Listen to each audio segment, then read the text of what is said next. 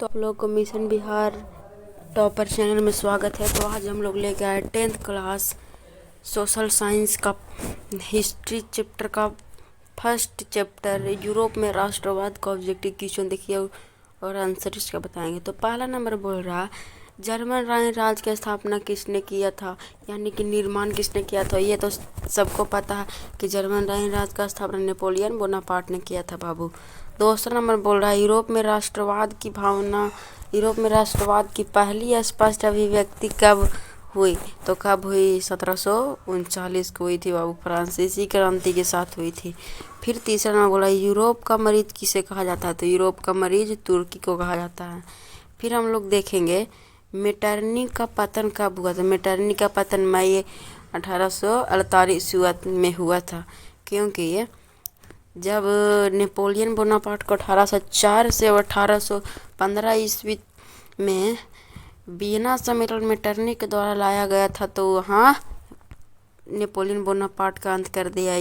और उसी के साथ 1815 से 1848 तक मेटरनिक युग रहा। फिर हम लोग 5वां नंबर क्वेश्चन देखेंगे कि फ्रांस में किस शासक वंश की वियना कांग्रेस द्वारा की गई थी। तो किस शासन वंश की बाबू? बुर्बो। किस शासक वंश की? बुर्बो शासक वंश की। फिर हम लोग 6ठा नंबर देखेंगे इटली एवं जर्मनी के एकीकरण के विरुद्ध कौन था। इटली एवं जर्मनी के एकीकरण के विरुद्ध कौन था? तो ऑस्ट्रिया था। कौन था? ऑस्ट्रिया था। फिर हम लोग देखेंगे मेजनी का संबंध किससे है। तो मेजनी के संबंध कार्बोनरी से बाबू। किससे? कार्बोनरी से। 8वां नंबर जालवेरी ने एक संस्था थी। जालवेरी एक व्यापारियों की संस्था थी बाबू। किसकी? व्यापारियों की। 1829 की एड्रियानोपल की संधि कहाँ हुई थी। तो सबको पता है तुर्की में हुई थी। कहाँ? तुर्की में। 10वां नंबर बोल रहा है काउंट काबूर को विक्टर एमेलियो ने किस पद पर नियुक्त किया था। तो प्रधानमंत्री के पद पर नियुक्त किया था बाबू। किस पद पर? प्रधानमंत्री। 11वां नंबर गैरिबाल्डी पेशेस क्या था। ये एक नाविक था। जो नाव चलाने वाला होता है ना, वही कहलाता है नाविक। फिर हम लोग 12वां नंबर देखेंगे इटली एवं जर्मनी वर्तमान में किस महादेश में आते थे। तो यूरोप महादेश में आते थे। किस महादेश में बाबू? यूरोप महादेश में।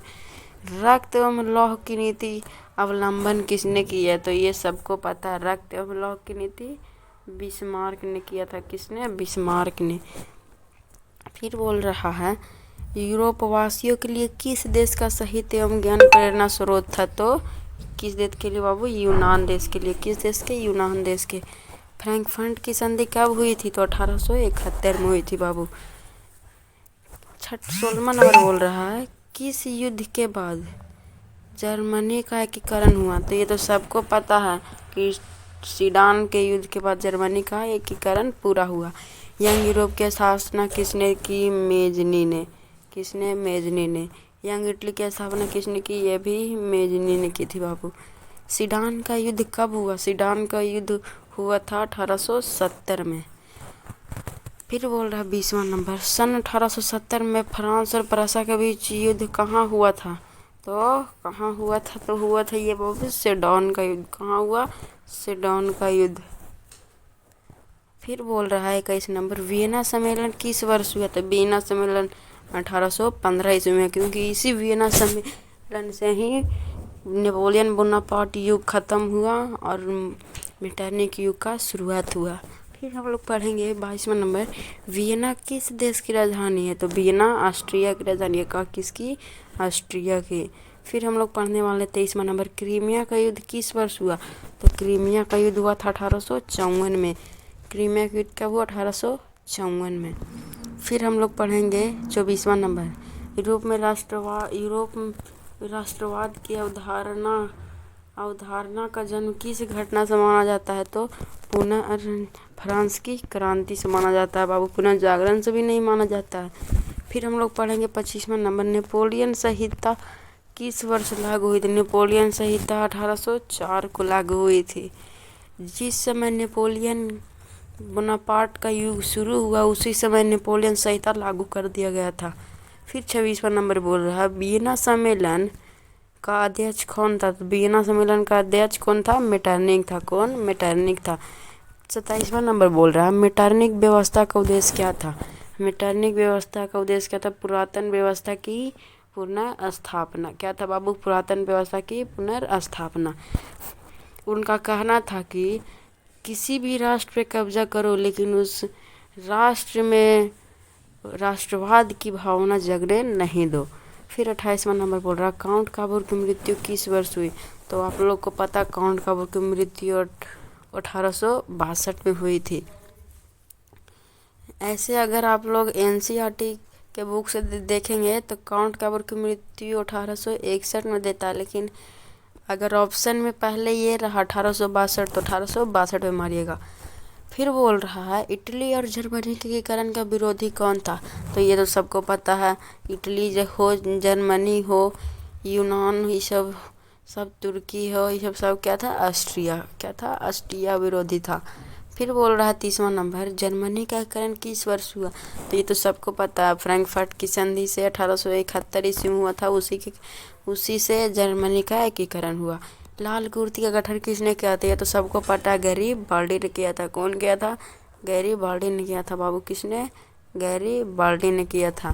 फिर हम लोग देखेंगे 32वां नंबर, जलवेरिन संघ की स्थापना किस वर्ष हुई? तो ये तो सबको पता 1834 में हुई थी जलवेरिन संघ की स्थापना।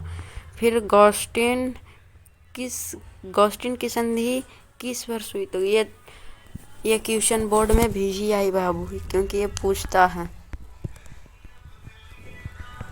इसका स्थापना हुआ था 1865 में।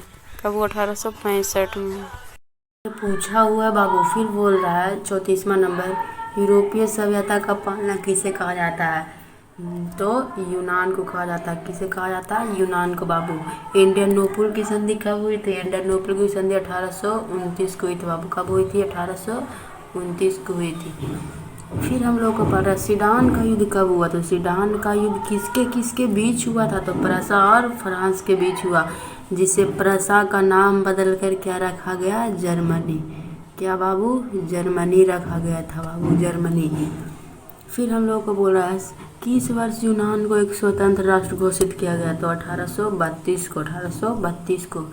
किस संधि द्वारा जर्मनी का एकीकरण पूरा हुआ? तो फ्रैंकफर्ट की संधि। किस संधि? फ्रैंकफर्ट की संधि।